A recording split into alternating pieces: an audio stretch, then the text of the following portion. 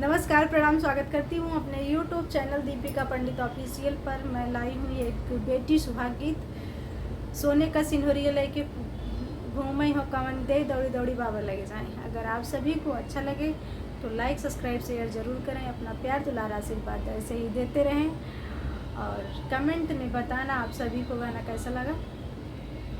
आई सोने का सिंदूरिया लइके घूम रही हो कवानी दे, ई घूम रही हो कवानी दे।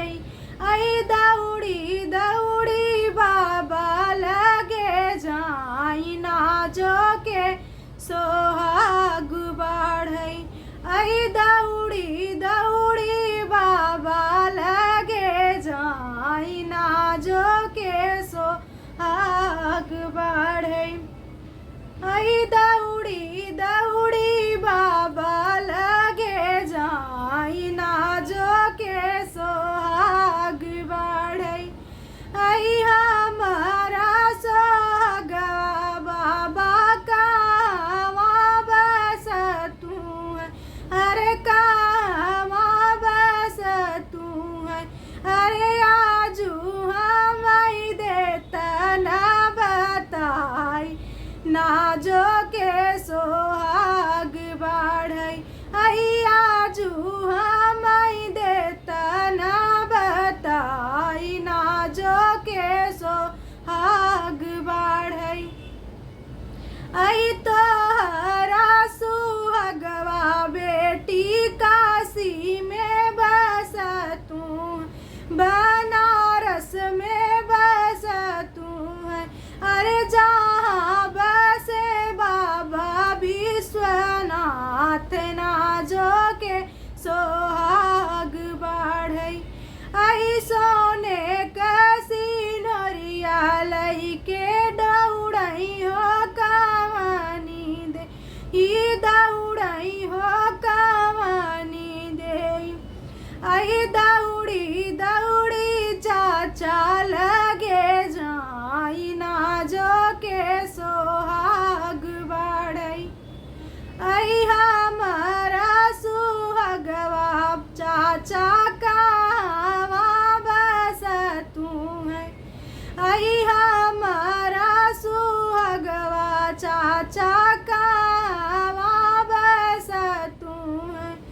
आई आजू हम देता ना बता आई ना जो के सोहाग बढ़ई।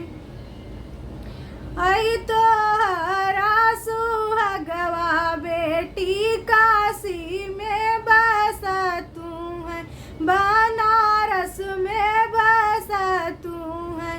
अरे जहाँ बसे बाबा बैजूनाथ ना जो के सोहाग बढ़ई।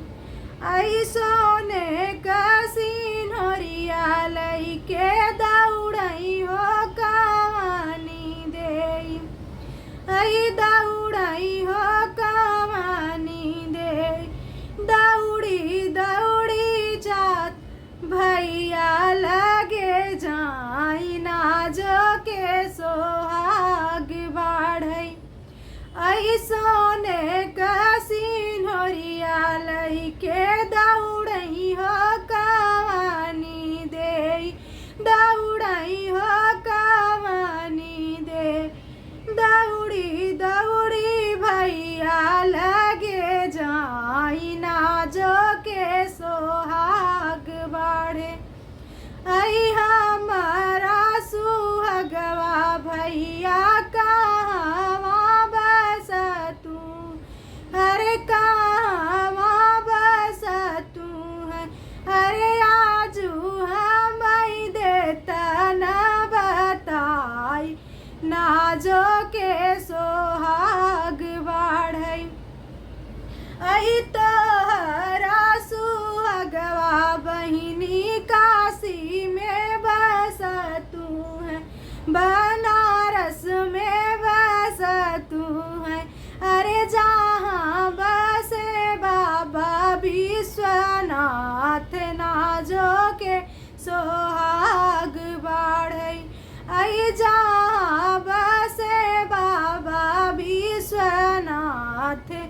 नाजो के सोहाग बाढ़े।